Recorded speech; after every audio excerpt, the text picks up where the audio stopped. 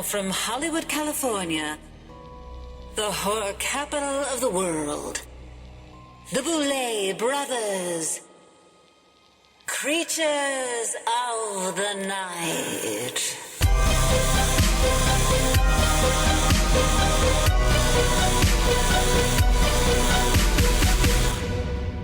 Hello, my dreadful little darlings. This is Juan Thula welcoming you all to a new episode of the Boulet Brothers Creatures of the Night. I'm joined, as always, by my sister in crime, the deadly Dracmorda. Dracmorda, darling, how are you tonight? I am fantastic and happy Halloween. Yes. This is our Halloween episode. I used the term earlier today because someone asked, like, oh, what have you been up to? I'm like, we've been very busy Halloweening for weeks. Right. Yeah. So I'm doing great. I'm excited. This is my favorite episode that we do. Last year's Halloween episode was really fun, and I think today is going to be great too. Yes. Well, we've also been very busy catching up on a lot of Halloween content recently. So much has been this out. year. So many movies and series, and I mean, I don't even think we can watch all of it. There was like Pearl, The Munsters, Hellraiser, Halloween. I mean, it just keeps coming. So good. I feel so well fed. We need to save some stuff for November and December, though, right? The skinny period before Christmas. Speaking of, I was in like some store recently and I saw half the aisle was filled with Halloween stuff, which of course like brought delight to my heart. And then I turned around and like had to just hiss because they had the Christmas decorations out in the same aisle, which to me is like blasphemy and way too soon. It is. It's too early, but whatever. Enough of that. Let's talk about Halloween because we have a lot to cover. So we had the pleasure of going and watching a screening of Halloween Ends before everyone else got to see it with the people that made it. It was pretty fun. It was really special. It was special to be there. It was kind of like a private, very like insider Hollywood invitation. I think as many listeners know, the Halloween series is Drac's favorite horror movie franchise. And of course, I'm a fan too. So seeing Halloween Ends in the theater with people that made it was kind of special. It was. So I think we should talk about it quickly because it's not our official movie review, but I do want to tell people what we thought of it because obviously they're curious. So if you have not seen Halloween Ends, do not listen to this. I'm warning you right now. If you have not seen Halloween Ends, do not listen to the next few minutes of the podcast. So we've been watching Halloween since before we were born. Years and years and years so and years. This is a 45-year-old story, right? Yeah. Okay. So this is Halloween Ends.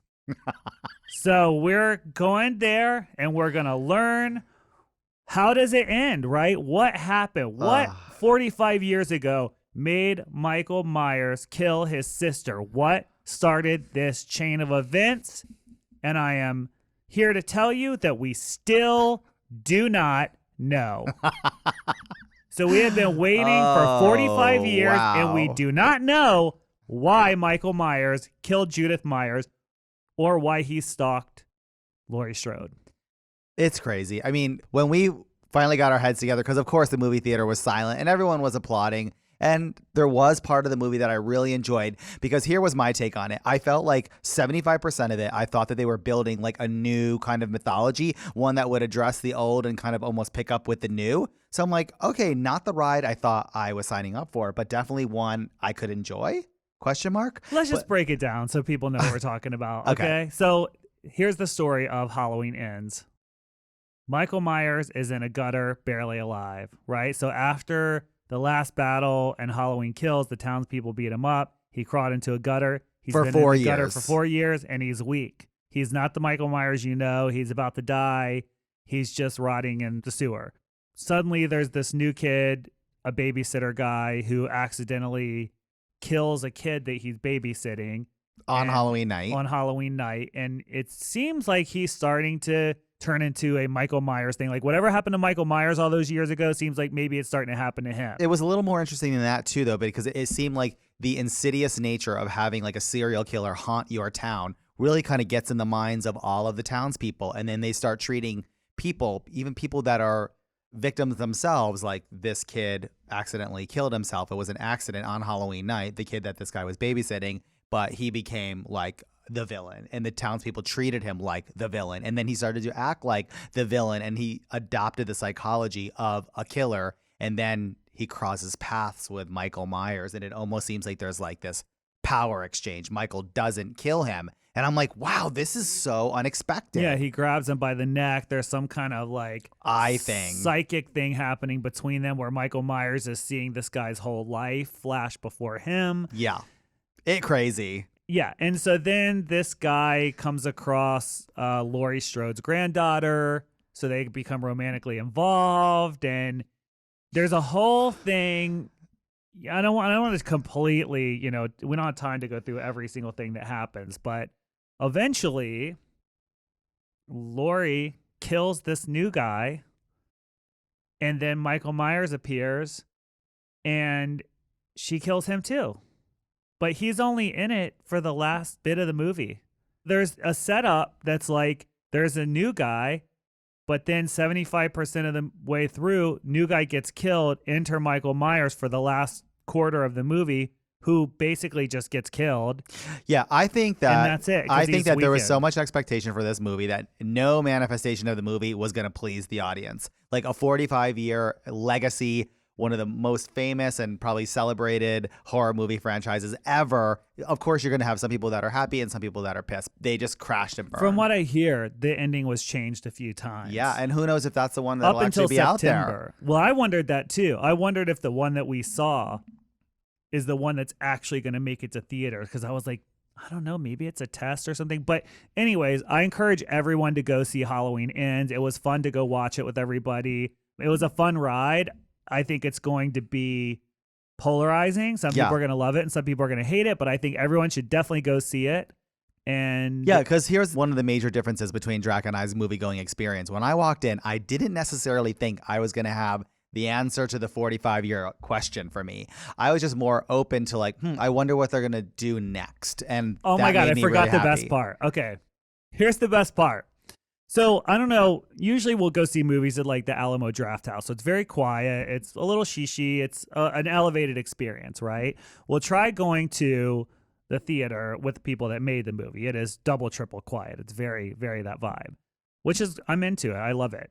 But as you all know, listeners of the podcast know, Swan tends to be a little reactive in movie theaters. Oh my God. So we get there and I'm looking at the seats and I'm like, what is going on with these seats? They're elevated off the ground. There's buttons all over them. And I'm like, okay. So we sit down and I realize we're in this like 4DX. I don't know what they call it. That Basically, is what they call it. There's things, there's like water shooting on you. The seats are rumbling. And I'm thinking, oh my, how is Swan like, gonna I don't need this in like, my life. I'm looking at her and I'm like, it's over. I was like, we're going to get thrown out of this movie because you scream when the chair doesn't move. I'm loud already. So and now I'm like, it is over for us. Like, because the guy comes out and he's like, everyone, I'm excited to tell you, these seats are going to punch you in the back. They're going to flip you around. I was like, forget it. I'm like, just kick me out now. Oh, I was so nervous. I was sweating when the movie started. I'm like, can I really handle this? God, I don't need I was this. proud of you. You were Thank conscious and you didn't freak out too bad. Anyways, we have one more classic Halloween property that we should talk about that also came out this month, which is the Munsters. Yes. Which came out on Netflix. Yes. Obviously, we watched this from home, and it was cute to see the resurrection of a classic franchise that I think a lot of us associate with like being children and kind of like maybe a gateway into like the horror world, or at least it was for me. I don't know that it excited me in the way that I was hoping that it would. Right. There was some cute and kitschy moments, but I think like the comedy approach and the very family friendly approach that I think Rob Zombie took was pushed a little too far for my taste. So none of the stuff was like really landing, and it kind of made it hard to watch. I understand that the Munsters is family friendly. It always has been, right? It's for everyone to watch. But there was always a bit of wit and intelligence to the comedy and sort of slapstick on purpose humor. Yeah. This didn't have that. It was just not funny. And I also think that one of the main things that made it sort of almost unwatchable to me was the soundtrack and the scoring. Yeah. Because I felt like the sounds that they used were almost like stock audio for like a little kid's show or something. It was like very hollow and tin canny and just You're silly. sensitive to a lot of the sound. Yeah, I'm not into that at all. Like I was very surprised that it wasn't better scored. The Munsters show back in the day has an amazing score. The theme song is like Oh, epic. Classic. And something you mentioned too, though, was like if you're going to lean in that hard, lean all the way in and introduce the laugh track and bring us back in time to really make it feel that's what like I thought. That show. Yeah, I was like, add the laugh track back in. So Yeah. it feels like that would make it feel more comfortable. I also thought Sherry Moon Zombie as Lily was obviously a weird choice. I felt like she was sort of parodying Yvonne DiCarlo. You know what I mean? Like, I felt like she was sort of trying to act like her and it wasn't landing. She just didn't do anything with the character. I thought it was a real miss. Yeah. I know some people enjoyed it. I wish I was one of them, but I don't know that I could say I was. Yeah, unfortunately not. So last thing I want to talk about briefly is Hocus Pocus, which also came out. Now, we did not watch Hocus Pocus yet. Again, like I said, there's a million things that have come out. Yeah, I want to spread it across the month, though. Like, I want to kind of savor it. There's Yeah. tons, and we have done tons, which we'll get to in just a few minutes. But yeah, Hocus Pocus is on the horizon. I cannot wait to see the new Hellraiser on Hulu. Terrifier 2 is coming out. Like, there's just so much happening. There's a lot. I heard Hocus Pocus is awful. I just have to put that out there. Well, we'll have to revisit it again on the pod after we've watched it. We'll come back with our opinions. Yeah, everyone at home, watch Hocus Pocus 2, and we will review it on the podcast. Well, darlings, it's time we take a quick little break, and when we return, we'll be joined by our junior co-host, the one and only Ian DeVogler, for Hollywood and horror news and this episode's Creature Feature review. Hello, uglies. It's that special time of year again, so visit BouletBrothersDragula.com for brand new merch from the wicked world of the Boulet Brothers. Personalized handwritten Halloween cards, t-shirts, keychains, stickers, vinyl copies of the Boulet Brothers debut EP, Time to Die, and a brand new shipment of exclusive merch has just become available at BouletBrothersDragula.com. So if you consider yourself a member of the Dragula Coven and truly practice the dark arts, spend all of your nether coins at BouletBrothersDragula.com. Do it now, or die.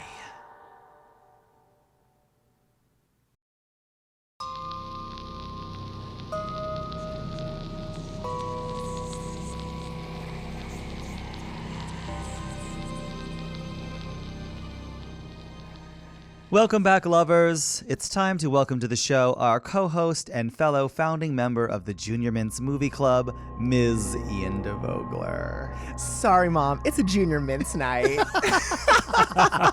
Okay, I am obsessed with the response to the Junior Mints Movie Club. Like, Mama, the ghoulies love it. I can't wait to have our little Junior Mints merit badges that we'll be giving out merch soon to be released. Oh, hell So if you yeah. go to enough movies with a Junior Mints merit badge, you'll upgrade to like our version of brownie, whatever. I haven't thought about that I don't know. yet. It's like we got It's our a sash. Yes, we got the sash. We have the Junior Mints minted patch or something. We have the podcast piglet crown.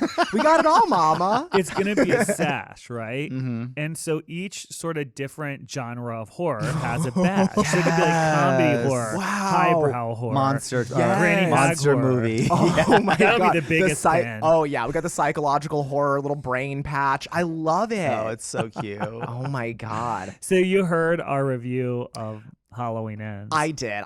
I heard the review and I'm still super excited to see it. I want to see it. I want to form my own opinion, but I gotta say, I am so disappointed that I wasn't there with Swan to enjoy the 4DX experience. it would have been bad. It was if like we were all no, there. it would have been bad with you there. I was like trying to hold it in. Another psychic assault. Prepare yourself. No, but it was like they were like roller coaster seating. Like it was like food in the air, kind of. Oh my God. The rows were like individual too. So the 4 seats in front of us, when we moved left, like they didn't necessarily move they left. moved They were on right? their own track. Like they were all over the place. Strobe lights were going off. It was wild. Yeah, when someone shot a gun, it would like strobe lights. Oh my God. I wasn't into it. Like it was fun to watch Halloween, right? Because it's like made it special. Sure.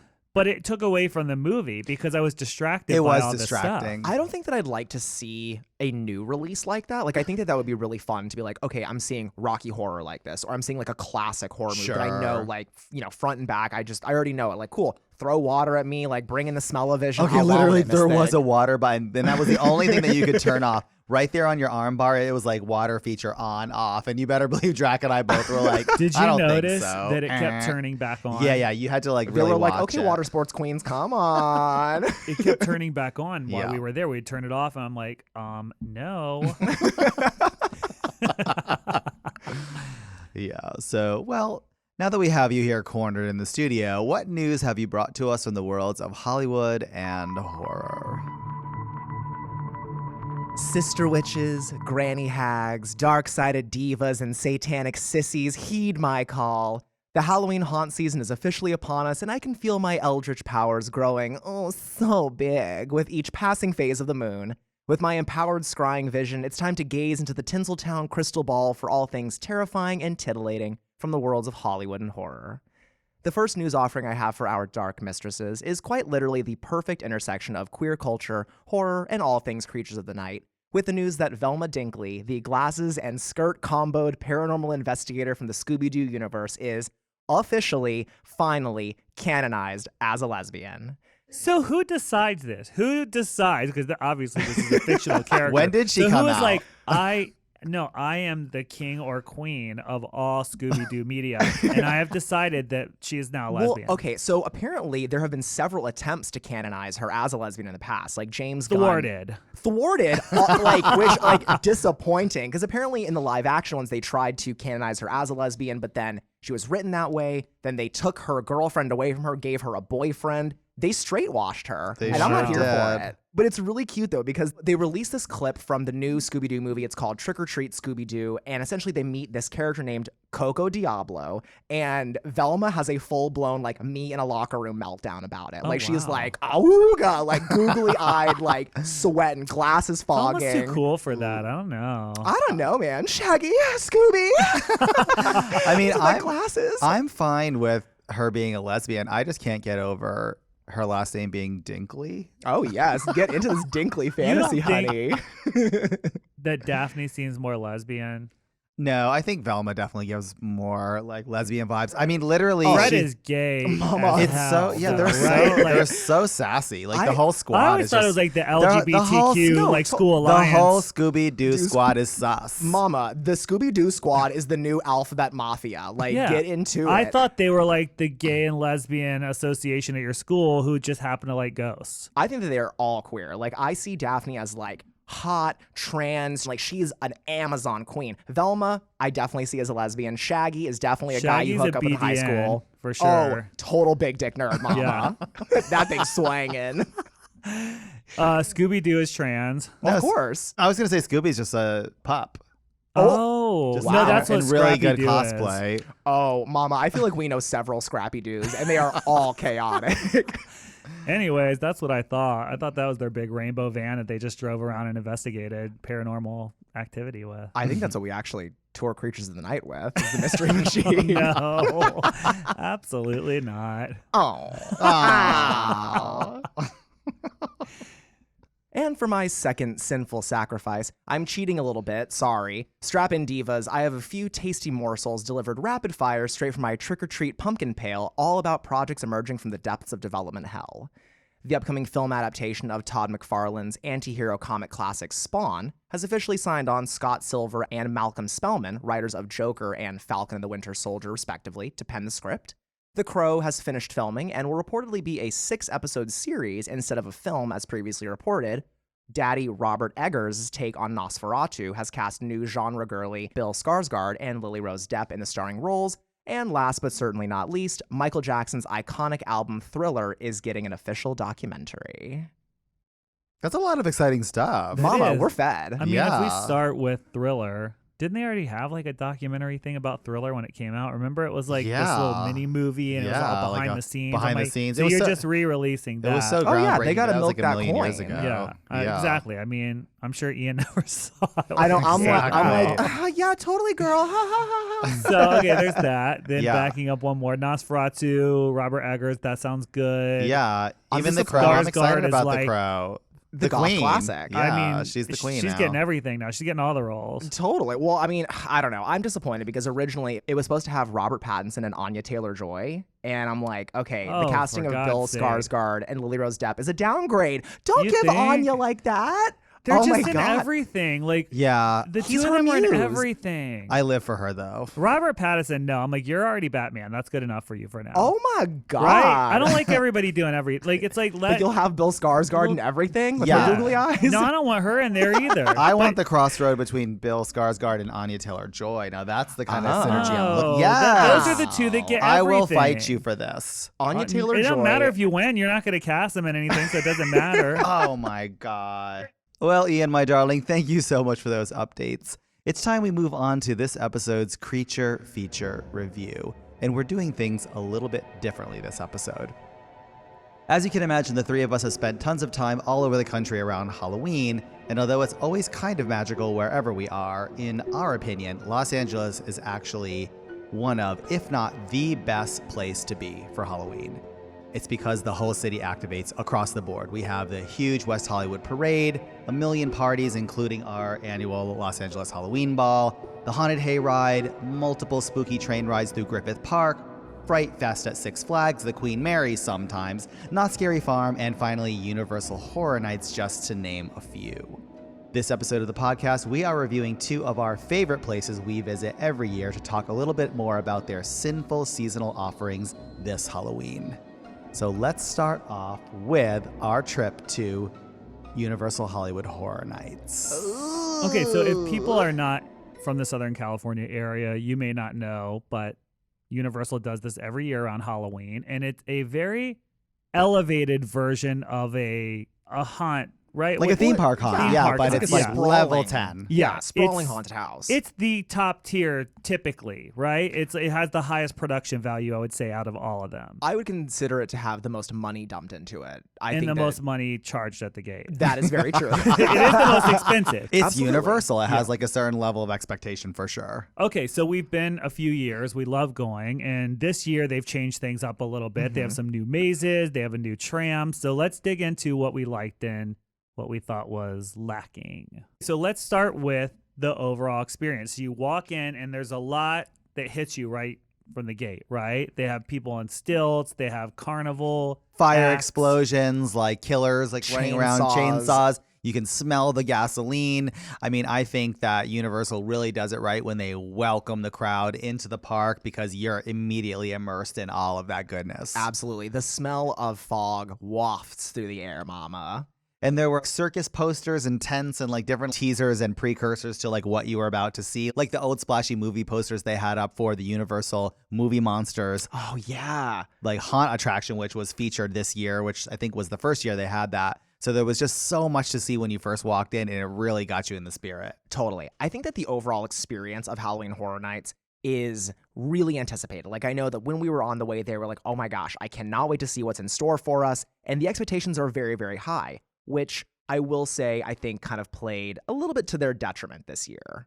But what I will say is one thing that I consistently love and we do every time we go to Universal is we always get butterbeer in the Harry Potter world. And I Yeah. love that part. Yes, and for those of you who are going to go or who have went, you'll notice there's like a butterbeer cart Oh, that everyone right. stands in line at like idiots. Rookie because mistake. if you just go past that, there's the Harry Potter castle, food castle or whatever. Castle and they have cafeteria. butterbeer in there, and there's literally not one person in there. And it's in air conditioned. and we got our like steins of butterbeer and then just walked right around the corner and went into their tented kind of like private little courtyard area where we cute. sat and drank our butterbeer in the dark, like in a castle like real creeps, and we were happy with about fog it. machines going off. It was fantastic. Oh, yeah. It was fantastic. And also, what I love about that is we sit in the darkness and I can creep on all the Universal daddies. It's a good time, mama. There wasn't a lot of them though. No, there was There not. wasn't. We I were don't know all if it's too looking. early in the year, but they We'll weren't get to there. it, but I think that of the two, Not Scary Farm definitely wins in the like slutty park daddy department, even though there were not a ton there either. Like, there was some for me. Well, one thing that the Harry Potter zone at Universal offered, they had a scare zone added to the Harry Potter area little at mini Universal. one. A mini Yeah. one, but the first one that I think I've seen at Universal, because that's like a Not Scary Farm thing for sure.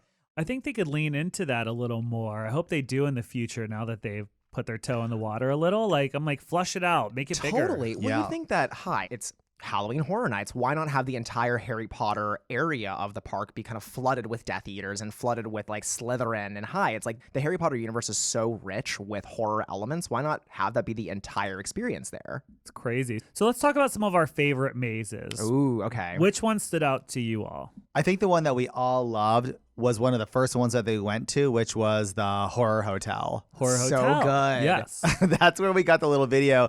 I don't know if people saw following our social, but we're like, Ian, what did you think? And it's just like, The Horror Hotel was cool. It was like a 1920s like hotel. I thought the production value was really high as far as the sets, and they had all those like stained glass windows and things in there. It was really cool. No, it was really Totally. fun. I don't know if I understood the story 100%. It was like some kind of like Illuminati secret brotherhood, maybe like, I don't know, Like a witchcraft cult in the abducting basement, yeah. devils. But who cares? Because it was fun and it was scary. Who cares? I will say my favorite maze, hands down, was, and this is honestly a real shocker for me at least, was the Weekend's maze. So yeah, the Weekend maze, I think all Was three incredible. of us felt Oh my that it was God. the best maze. Mrs. Universal took all of her coins and put it all on the Weekend maze. Yeah, the Weekend maze was Yeah. tricked out for sure. That's where all the coins were dropped. Honestly, that's what I meant earlier when I said that like all the money goes, somewhere in the park, because that maze, I mean, you could really tell that, some super The Weeknd nerd was like, let me just trick this out. It had like Yeah. so many references to his music, the album cycles, yada, yada. And the production value was crazy. Lots of scares, lots of scare actors. It was awesome. I loved it. To me, it harkened back to like the 80s, like mixing pop musicians in with horror and Halloween. Like I love that, and it hasn't been done for a long time, but horror is like a big business now, and I feel like it's starting to yeah. cross It's in with fun, girlies. Yeah, I'm into it. And I think it could appeal to anybody, right? Because everyone has like a different grasp of like the Weekend's body of work. So Ian may know a lot more than I do, and I have like, a peripheral understanding of like some of the videos and some of the content. But even if you don't know everything, you can still really enjoy the haunt. Ian is a Weekend queen. She loves Sure it. is. I became a Weekend stan last weekend. No, I became a Weekend stan like secretly in the background. And then I went here and I was like, oh, I am obsessed. I love Miss the Weekend. It was like sick and twisted, and I loved all of the like the plastic surgery victim girls. Who were like, Yeah. he's so hot, he's so perfect, and then like rip his Yes. head off. Okay. And my favorite thing, and this is actually, I've come to realize, my favorite thing about like higher production level haunts in general is what is the big animatronic at the end? Because you always know, like, mama, Oh, they get yeah. their pussy out at the very end. They're like, what's the big scare? And I won't spoil it for anyone who wants to go to the Weekend maze, but they build this narrative with kind of the character of the Weekend. And then the final scare at the end is this giant monster. And I was like, yay! Oh my God. I'm so happy. So a couple of returning favorites. They had Killer Clowns from Outer Space again, which is a fun maze. Awesome. Which we did like 3 times our first year. It's fun. And then also they took Halloween 4 and changed it into Halloween 1, I guess. Kind of like a lot of the Halloween ones in preparation for ends. Yeah, I because they suppose. had done a Halloween 4 maze a couple of years ago, which was really great. But now they did Halloween 1 maze, and it seems like it repurposed a lot of the same thing. So I wasn't a huge fan of that one. Yeah, although there were some moments in that maze where I'm like, I love this so much. The Hall of Mirrors with like all of the Michael Myers right down What the hall about the was closet? so cool. The closet was amazing too. Yeah. you That had was. the last time I was there, not so amazing, but the Halloween closet was fun. Definitely. I was into it until plus size Myers appeared. Nothing against plus size Michael Myers, but It was. just took me out of the fantasy. Then they had like skinny Myers and they had really short That- Myers, and it was like, what's happening? There was Mini Myers, Mega Myers. So it was making. I was like, what's going on? Okay, that's actually the biggest detractor for me is I think that, it's like, what is the horror of the Halloween franchise? It be Michael Myers. And so every room has Michael fighting Laurie or fighting Dr. Loomis. And so it was like you get like all these different scenes from the movies and, people come in all shapes and sizes. And so you would literally encounter all these different Michael Myerses right after another. I was like, mama, Slim Fast is working It was like crazy. I think that's what took me out of the fantasy, because you'd see one scene and it would be like a completely, and it is not easy to hide someone's identity with the Michael. I mean, it's a mask and a jumpsuit, right? You have to really try to make them look different. And Sure. so whoever cast this maze tried because they looked extremely different all through the Well, maze. look, there was a lot of stuff to celebrate while we were there, but there were a few things that I felt were kind of like a letdown, only because I had so much anticipation about them. And one of them was the Universal Monsters attraction. Like, I saw the poster. Yeah. I'm like, God, Dracula looks so sick and deadly. I love the werewolf. I love werewolves in general, period. The Mummy. These are like classic franchise icons. Here we are in the Universal lot. Like, this is going to be amazing. And what a mess. Like, Well, I oh, think God, I was so disappointed. It seemed like they picked to lean into the Mummy, right? So there was a lot they of used the Mummy as- Egyptian props and crates and like explorer kind of stuff. And I think that maybe we were looking for more like the black and white Frankenstein Dracula fantasy, right?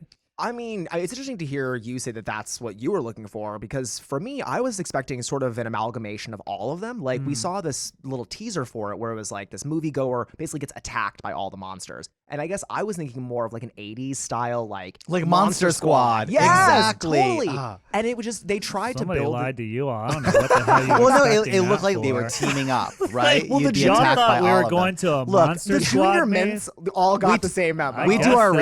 research, and we wanted the Monster Squad team up. Overall, I feel like Universal is one of those experiences that if you are super into Halloween and you can afford to go, like, you should. Universal's a lot of fun. I think that I was really surprised this year by how much fun all the scare zones were. Like, I would say that's probably my favorite part of Universal is just the walking around aspect and enjoying the Halloween kind of flavor that they have. Before we do wrap it up, I want to talk about the scariest ride. We all agree on this full force. A nightmare. So what was it? A living nightmare. It was the Simpsons attraction in the Bart Simpson world at Universal. Oh my fucking God. Like a I don't know living what it nightmare. was I about thought I that was ride. getting groomed to be murdered. I literally It was terrifying. There was one part. Okay, so just to give everyone the little bit of the background here, like, we're like, oh, like let's just try to ride this ride. And there was like no one in the line, but it wasn't moving, and it would get really hot and really cold, and no one seemed to know what was happening. And we all started texting like, oh, haha, how funny would it be if like a knife just appeared or something? And at one point I was like, Mama, my mushrooms are kicking in, because I straight up had a panic attack. I was like, It I'm gonna was die. so weird because we were standing in the line and we had the VIP things or whatever. So usually you just walk in. And there was like a chain there with no attendant. You're like, what's happening? And you stand there for like an unusually long amount of time. And they were sort of walking around with a panicked look, like something was wrong. And then the music was really quiet and the lights were off. I was Then like, this is we stood weird. in some corral for like what felt like 20 minutes. We Then- almost left like twice. Yeah, and I was like, oh, there's three of us. Can we fit in a cart? And the guy was like, there is no cart. Then they separated us, and we sat there for a while. And I'm like, what? It was What very is weird. happening? Like, I wanted to scream and run, but I didn't know how to get out because they made us stand in 50 different lines. It's almost like it was designed for a lot of people to be in there talking, right? But when you Having took all fun, that yeah. away, it was silent and creepy. It was like and a I'm like, sick y'all joke. should turn this into a scary It attraction. was the scariest part. And Yeah. then cut to, I can't ride those 4D rides. And I just didn't know that it was going to be like that. So we get in, and the literal second that it starts, like, it's like fucking Krusty the Clown. I was like, let me just take my glasses off. Let me close my eyes and just attempt to not spray vomit on everyone in here. Sucked my ass. Well, we weren't even with you because we all got separated into our corrals to be murdered. I thought I was going to die. Anyways, it was weird. But overall, we loved Universal. It was a fun time. Definitely go if you have the opportunity. Absolutely. And I can't wait to see what they do next year. Like I said earlier, Los Angeles has a million ways you can celebrate Halloween. So the next stop on our list was Not Scary Farm. Not Another Scary staple, Farms. one of our favorites. A Los Angeles classic. And we kicked this one off just the perfect way that we like to with Mrs. Knott's Chicken Dinner. As you'll remember, the witch, Mrs. Knott. That's My right. haunting of She history. built the Knott's Oh. empire on her witchcraft. with her witchcraft. Mama, I gotta tell you, Cordelia Knott got her shit together. Got my wig together, Mama. So sometimes Knott's is hit or miss Yeah. as far as the food, right? That is true. Because one year we went, there's this like giant chicken dinner. It's what the whole park's built around. If you listen to my haunting of history, you would already know that. But One of the greatest. we have to stop and eat there before we go into the theme park. So sometimes it's not always successful. There's huge lines or whatever. But this time, flawless. Oh we my God. sat down, 10-minute wait. It was easy. Yeah, we got our food quickly. We had a slutty waiter that was flirting with us. It was fantastic. Seth, he was cute. if you're listening, can you bring me some of that boysenberry vinaigrette? Thanks. So that was fun. So I was like, there's good mojo here today. Oh, Yeah. there was great energy on the way in. So we got through the food. We go into the park, and it just felt updated. It felt different to me, right? The energy was good because it's not always like that. Yeah, it hit different this year, and it was good. Yeah. So we go in, there's fog everywhere, there's people jumping out and scaring you. It's fantastic. And we started off with some roller coasters, actually. Yeah, we started off with my favorite coaster. I was going to say my favorite wooden coaster, but I ixnayed that because I think I've decided this year that Ghost Rider at Not Scary Farm is my favorite roller coaster, period. You heard it here, folks. And I ride them all. It's a giant wooden coaster, and it's just different at night. I love it because I'll tell people, like, yeah, we did Ghost Rider first, and someone's like, oh, I love that ride. Oh, my God, that ride kicks my ass. Oh, my God, I think they turn up the speed at night. I think they make it faster, which I love all that so stuff. Cute. And by the time, you guys, once we were off that ride, your adrenaline is pumping. It's like 1,000,000 miles an hour, and it just keeps like going and going and going. And they turn off all the lights for the roller coasters at night, which is great for Not Scary Farm. So you still feel like you're in the mood. It doesn't feel like you're in two separate things, Totally. If you think that the Junior Mints Movie Club experience is crazy, you should ride a ride with the Creatures of the Night team because, mama, we while out. Like, I think literally the three of us just, yay! for the entire ride. It's we're so like fun. screaming and we're having a good time. So let's talk about the mazes, right? There's a few that they always have, and then there's a couple that are updated, and then one in particular, this is its last year there. Well, I think there were actually two that it was its last year, and one we'll get to gets kind of a special mention, but the first one that we did was the Pumpkin Eater maze. Right, Yeah. which you all loved, right? I was goop, mama. The upgrades were real, and honestly, it was the Pumpkin Eater maze that gave me like my real, true scare of the night, where I actually yelled a little bit. Like, Mama, she got you good. no, she did get me good. Now, I will be scared in a movie theater, but it ends there because in a haunt environment, nothing really scares me. Like, I'm just there. I laugh. I have a great time. I laugh at the other people getting scared, but I pretty much never get scared. Okay, well, I want you to rewind that because you do laugh at the other people, but the other people is me, Yes, mama. honestly. I feel like that's part of the experience is Swan getting her fucking life looking at me getting scared to death. I'll even hide in the corner if the opportunity arises, and I will scare you worse than anybody. Oh my God, Swan. Oh my God. Literally, last year that we went to Knott's, Swan went so far ahead that I couldn't see her anymore, hid behind a wall, and jumped out and grabbed me. But she's like, I was like, oh my God. Yes. I notice too sometimes if you're not scared and someone jumps out, you'll wait a second and then you'll give them a fatal death scream just to give them a little bit I of do. Self-esteem. Oh, I'm so glad that has been noticed because honestly, I love haunted houses. I think that haunted houses are such a fun part of the Halloween experience. I think that working in a haunt can be really hard. We talked what would be the worst job. I think working in a haunted house that sucks would totally suck. because they're stuck there, as we know, because I For the whole interviewed season. one of the workers. Yeah. Oh, yeah. When you go to work at Not Scary Farms, you get assigned to a maze and you are stuck there for the whole season. It's I the was same gagged. music, same everything. I go crazy. Ooh. But so, when they jump out and if I'm not scared, I always love to, you said, ah! I'm give them one. This is what they do. This is what they Totally. live for. Yeah. That's what they do. Give them a little sustenance. Plus, you never know what's behind that mask. Especially that skeleton one. I think the one that you were mentioning that gets the honorable mention was the Mez Mermaids. Yes, and it I don't was. think that's going to be around very much longer. This may be its last year, but it's based around a carnival and a hypnotist and everything that kind of happens in that kind of dark world. And I think progressively, because we go every year. I remember Mesmer last year and the year before, and it feels like the interior of the tent gets more and more chaotic and sort depraved. of destroyed Yeah. and decrepit to this time where it was just barely a shadow of itself, torn apart. Yeah. And really kind of a psychodrama walking through there. Right. Well, last year they introduced what I think is sometimes it's a hit or miss kind of thing that will happen at Knott's where you'll walk into the first room and there'll be a scene that's playing. And what I mean by hit or miss is if you're at the back of the line when that happens, the scene will already be playing and you'll kind of miss the first part of it. And that happened to us once this year. But this year with Mesmer, they did not have that. You walked in and it was just blood-soaked chaos from moment one. I was like, Yeah. oh, this is very different. And I Yeah. loved it. Yeah. It was good. kind of takes me quickly to the other maze that we did, which Yes. was Calico Origins. And I'm just picturing at the end, the three of us walk into the room. There's this hot actor who is playing the witch who's getting flown around on this string. We walk in and lose our shit. And we're like, Yes, we're like, get it! Yes, witch! Scared the living shit out of her. She's sitting there with a panicked look on her face as she's getting flown around in a circle, trying to keep her shit together because she's like, why are these people screaming at me? Did my cable break or what? We were going off, sis. Yes, Oh witch. my God, we scared the hell out of her. And all the people in line were looking at us like, what is happening? Oh, And it it was was so good. We need to celebrate a witch in the sky We like love that. the Yes. Calico Witch. Yeah. That is Mrs. Knott. That is not. That it's so be funny. Cordelia Knott. That is. Oh. I know. She was gooped, mama.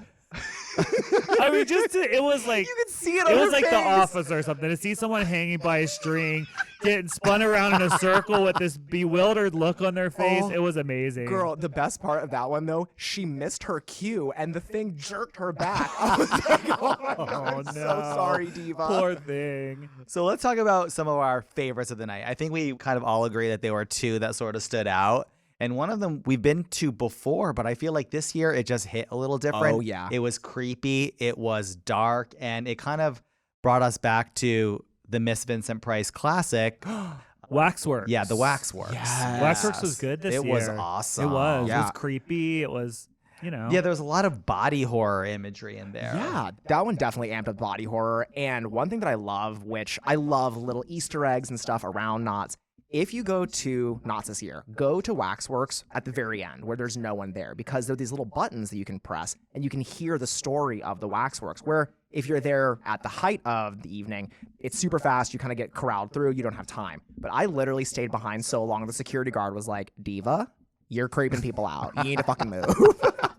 It was awesome. our wax figure. The wax figure assistant. Our very own. So that maze was great. We liked that. They had a new one this year. Yeah, which was exciting. I think we got actually two new mazes this year. I think the superior one of the two was the vampire themed one called Bloodline. Yeah. Where you're actually armed with like these vampire killing guns and you go through this kind of like medieval kind of town and you go to a weaponsmith and then a barkeep and he tells a story. There sure was a weaponsmith, wasn't there? Slutty weapons. And everyone's diddling their nussies so hard because it was like steeped in vampire lore. And it was kind of fun. It was enough fun that we did it twice. And there was that lady at the beginning that I was love up on the her. roof who was basically like a Wasteland Weekend. Yeah. Right? Basically Yeah. wearing a top hat, like white contacts. Like I With was a like, gun. I I was love like, you. you're a Wasteland Weekend. Oh, totally. It's amazing. It was fun. That was great. There was also the Grimoire. The Grimoire. So the Grimoire was a fun maze, but it didn't make a lot of sense, which inspired us to corner one of the workers and force them to tell us what the story was about. And they didn't know.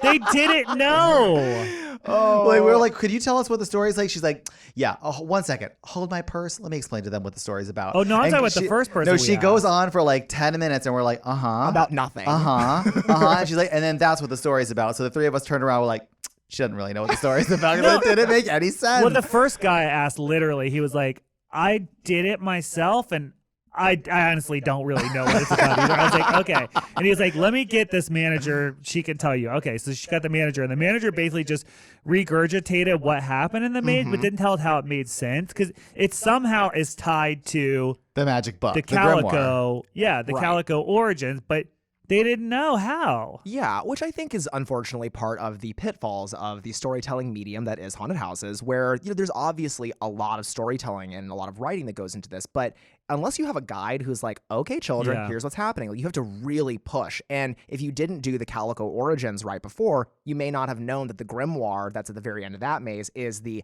grimoire that the grimoire maze is all about. All I know is if you touch that book, you're in a Stranger Things campground. You get blown through a portal into World War II. Yep. I don't know why, And then you but show you're up in World in, you War show II. up in a 50s kitchen with a woman painted blue and you walk through her refrigerator. And then you walk Been through a there. refrigerator and you're in Vietnam for no reason.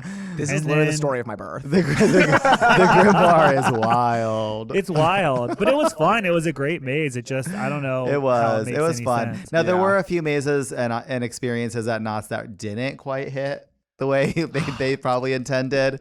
Let's start with darkened titties. I have been chomping at the bit to say darkened titties. You can't say that. You can't. Yes, Back that up. You better back it up right now. Okay, technically it is dark entities, but the font choice and just the word placement And just the fun. darkened titties. Oh, Jack, Grow your up. look of disgust is just as good as the name darkened titty. You all hate that maze anyway. Oh my god. You all I hate that maze. hate is a strong word. That's why you want to make fun of it. That is not. The maze is cute, but it needs more actors. It needs work. The depths needs work. I think another maze that I'm excited to see what they do with it before they let it go. Because like we've said, it seems that they evolve the story when it becomes the last time we see that maze is the depths, which is like the underwater Surely kind of like this is the sunken last ship. year, I know right? it's not. It's Yeah, not. I don't think because it's they last year. announced, and I think the last year or this year is the last year for Pumpkin Eater and and Mesmer. I think. and no Dark Ride too. They're not doing that one anymore. Oh yeah. Oh, Which right. Dark Ride, really cool idea. Yeah.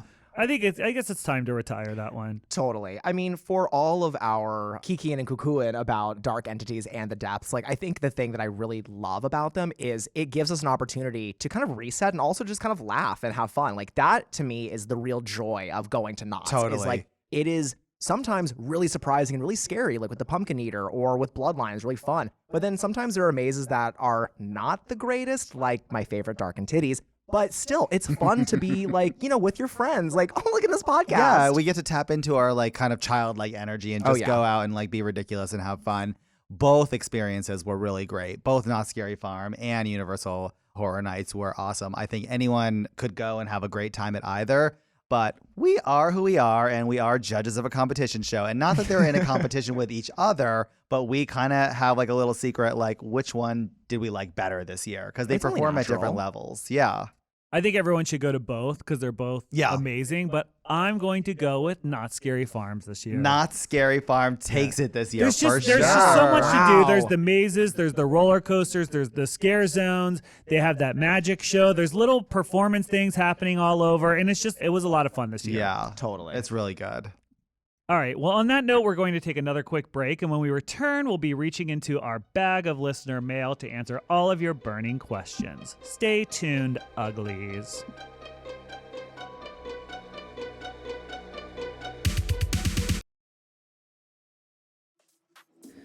Calling all monsters, misfits, and creepy creatures of the night. The Boulet Brothers' annual Los Angeles Halloween Ball is invading downtown Los Angeles for double the trouble and double the fun on both Friday, October 28th and Saturday, October 29th for a Halloween ball you will never forget. Get your tickets now at bit.ly/HalloweenBall 2022. The Globe Theater is transformed into a 3-level haunted house party from hell, featuring Trixie Mattel, the world's current reigning drag super monster, Dali, the winner of RuPaul's Drag Race Season 13, Simone, the House of Avalon, our favorite little Satanist twin temple, Rasputin marionettes, the entire cast of the Boulet Brothers Dragula Titans, and your hosts for the weekend, the Boulet Brothers. Get your tickets now at bit.ly/HalloweenBall 2022. That's bit.ly/HalloweenBall 2022. Get them now before they're gone.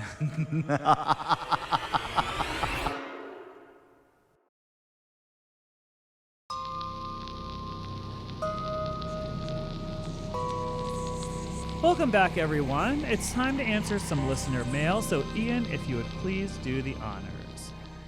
Oh, you know it is my pleasure. Lucy writes, what are your absolute staple horror films you feel a true horror fan absolutely has to see? Every October, I try a horror movie a day challenge, and this year I'm struggling and could use some inspiration from the queens of filth and horror. Oh my God, there's so many to pick from. I'm not the type of person to rewatch movies over and over and over. I'm just not into it. I have a really good long-term memory. So once I watch a movie, I absorb it and I know it. So when I watch it again, I'm like, this is annoying. I already know exactly what's going to happen. I mean, there's a couple that I will watch, but I think go for something new, right? Go for a new genre. Like we'll get in these little kicks ourselves where we'll be like, let's do sci-fi horror, and we'll sort of like start at the beginning, and at the, I forget the name now, the movie that originally inspired the Like thing. Planet of the Vampires. No, was it? that then spawned into Planet of the Vampires, and then spawned into this, that, and the other. Brought us up through Aliens, and it's just Prometheus, like through all of it. It's very I connected. think you could just pick a new genre and go for that, like Dawn of the Dead. There's so many places you could kind of just kick off a new genre party. So I would say do that. Yeah. I mean, you could always go back and look at some of what I think people consider the classics. The Exorcist, certainly. Nightmare on Elm Street 1, Halloween, the original Suspiria, Dario Argento. But I'd also, if you do like Suspiria, encourage you to watch the Luca Guadagnino version, which was also excellent. That's very controversial opinion, but I did love it. We recently watched some classics from like the late 70s and early 80s. We watched The Changeling. Haunting is even older with Vincent Price. I mean, if you That's actually, what I'm talking about. We got into a haunting thing. Actually, so we if started you- watching all the we should review The Changeling. yeah, So- and The Haunting too. We should review The Changeling. So for listeners out there who hear this, go ahead and watch The Changeling so you'll know when we review it. You'll know Which what we're version, talking though? about. Because there's one with Angelina Jolie that we're not talking No, about. this is from like 1979, I think it was. Yeah, it's an older film. And as a stepping off point for discovering new horror films, if you're struggling to like watch one a day, just start with all of Vincent Price's movies because so many of them are classics and he's made a million, so you'll never run out. Or if you've seen everything, you can also go to like foreign horror films. I think are really fun. Go watch like Dutch horror films. There's a bunch of interesting ones. Oh, we just watched that one, A Girl Walks Home Alone at Night, which is a foreign like vampire film, one I've never seen, which actually was really You good. loved that. I'll just throw a couple into the arena. If you have not seen the remake of The Evil Dead, that is a total gory masterpiece. I think it's brilliant. I would say my recent favorite is Possessor, which I think we're due for like a rewatch of. And then this is my one per episode, Martyrs, Diva. Martyrs doesn't have anything to do with Halloween. That is a lie, Mama. That is a horror classic. And it's a foreign horror. Don't come for my French fantasy. Look, you talk about Martyrs on every episode. I think we can skip it for Halloween. Renee writes, I watched the Munsters movie and wanted to know if you enjoyed it and if you noticed Herman's shoes. She must be talking about the Munsters movies from the 80s in which Cousin Phantom of the Opera was a guest star. Legendary appearance. Yeah. Sure did, and we love him. Michael from Down Under asks, new listener here from Down Under. Not sure if this has been asked, but what real-life event do you want to be adapted into a movie or documentary?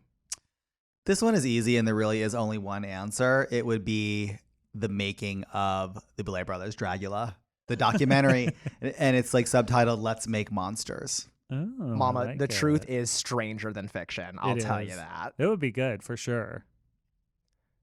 Sadie asks, happy fall, y'all. Now that spooky season is finally upon us and Halloween Marthas across the country, like myself, are getting ready with their decorations and delights, I thought it would be appropriate to ask my long-awaited question for the podcast. Did Drac ever complete her quest in finding the perfect campfire-scented candle? If so, could she please share her wicked knowledge with us? All right. So this is a controversial answer because I know a lot of people brought me what they thought were fireplace scented candles on the tour, or they mailed them in or whatever, and I got like a million supposedly fireside smelling candles. But I'm sorry to report that none of them was the scent that I was looking for. Dun, dun, They weren't. I dun. loved all of them. They were great, but none of them were exactly what I was looking for, which is the smell of a fireplace, right? Or a bonfire when you're outside camping. That's the smell. I do think I have found it, though. And it's a DS and Durga scent, which means the candle's like $5 million, which I'm not into paying that much money for a candle, but I do think it's the scent that I'm looking for. I want to give Sadie an honorable mention for this podcast because she used the words Halloween Martha correctly in a sentence. Holiday Martha. And Halloween Martha. She said a Halloween She Martha. sure did. She's specifically She Halloween. sure Martha. did. yeah. Oh, She's advanced. Yeah, I mean, there's definitely just Christmas Marthas. I wonder if there's like a 4th of July, Martha. I bet there is. You're staring right at her. I'm there. I've got a Lana Del Rey playlist, mama, American flag on my titties. Didn't we talk about this before? We were like, I wonder if certain, people it's like go Arbor nuts Day, for like Martha. Halloween or they go nuts for like Christmas. I'm like, is there like a St. Yes. Patrick's Day that's just like, I love it. I can't Yes. wait. Oh, Boozy Susie.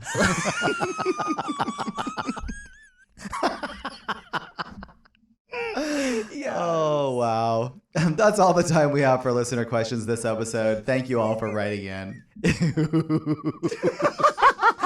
If you have any questions that you'd like us to answer on the podcast, please write to us at creatures@bouletbrothersdragula.com, and we'll do our best to read and answer your questions on the air. If you're enjoying the Boulet Brothers Creatures of the Night, we want to encourage you to please give us a rating wherever you listen to the podcast. And if you'd like to learn some of our secrets or listen in as we spill some rare tea, subscribe to the Boulet Brothers YouTube channel to be the first to know. Goodbye for now, uglies.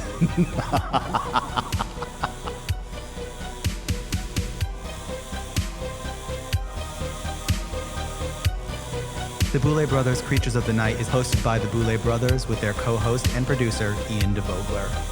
Engineered and mixed by Carlos Bueno, with music by Neuron Spector.